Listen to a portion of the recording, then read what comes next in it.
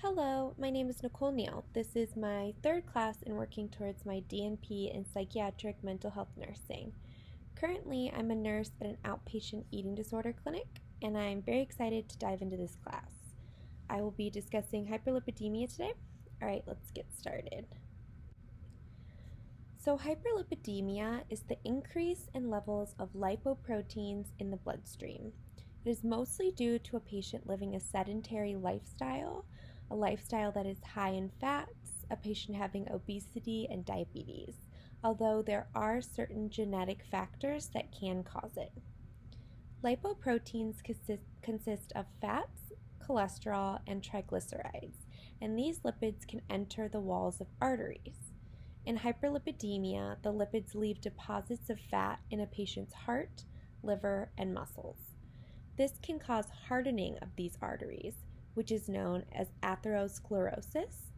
Atherosclerosis is a serious complication that can lead to strokes and heart attacks. Hyperlipidemia is diagnosed by a blood test that displays results as LDL and HDL cholesterol. As nurses, we know that the normal range for LDL cholesterol is about 130 or anything less than that, while HDL cholesterol is anything greater than 40. A high LDL is considered hyperlipidemic.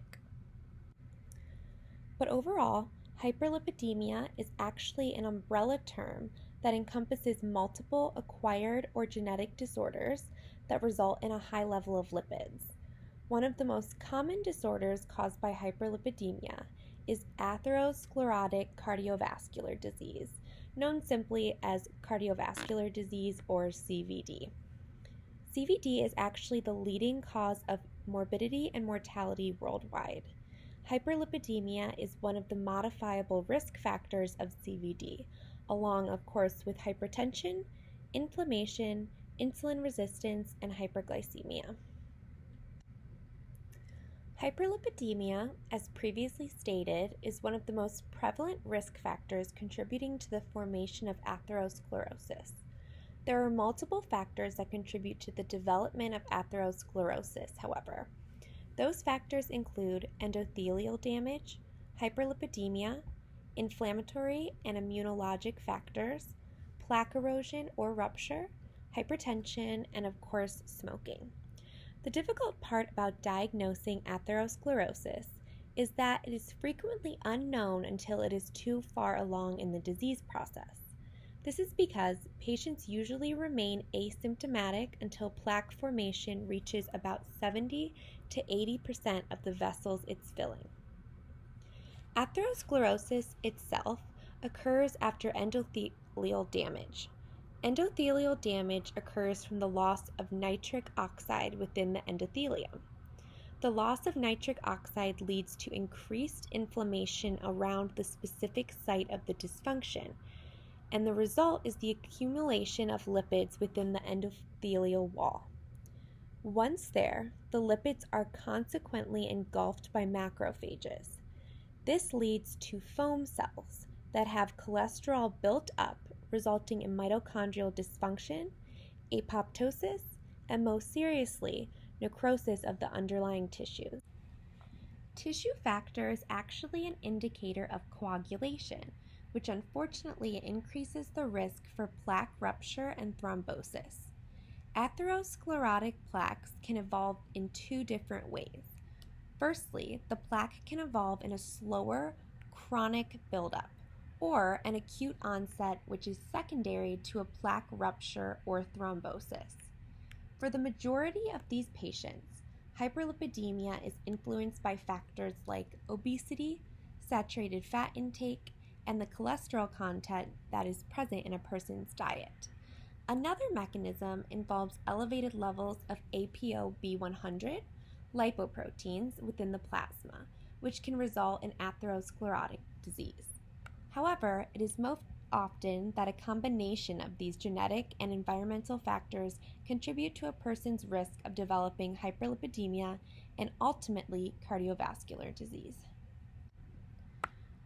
The most difficult part about early diagnosis and treatment of hyperlipidemia and ultimately atherosclerosis and coronary artery disease is that patients are usually asymptomatic in the beginning, except for possibly pancreatitis, which is a very painful inflammation of a person's pancreas.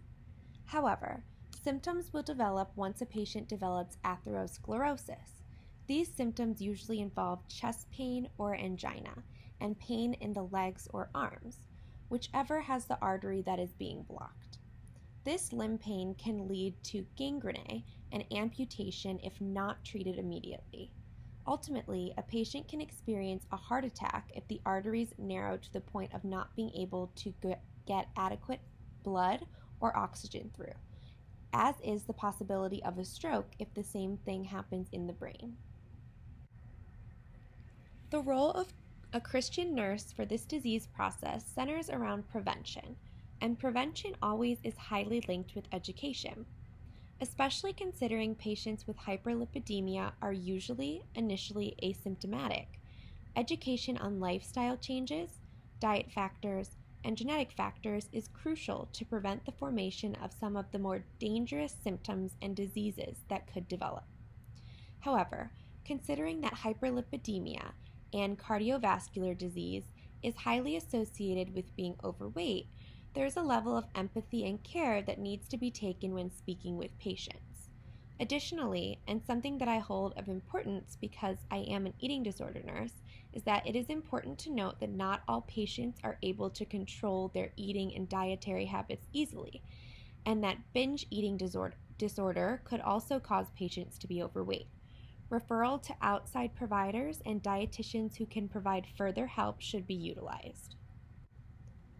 As a Christian nurse, there is nothing specifically different about treatment for this disease, because Christian values of empathy, compassion, and kindness should be utilized in all aspects of the nurse's care. The Christian nurse should not have to say he or she is a Christian for the patient to feel the love and care of God through their actions. Additionally, offering to pray with patients during times of stress and anxiety can be very helpful to spiritual or faithful patients. Though it is good to remember that regardless of patient comfort level, the Christian nurse is always welcome to pray for their patients on their own time. This is something that I have done through keeping a prayer list to remind me to mention them and pray for their well-being and successful treatment and ongoing health when I talk to God. So that concludes this presentation. Hopefully this was helpful to you all. I look forward to watching all of my fellow classmates' presentations, and it's nice to sort of kind of meet you all. Thank you for listening.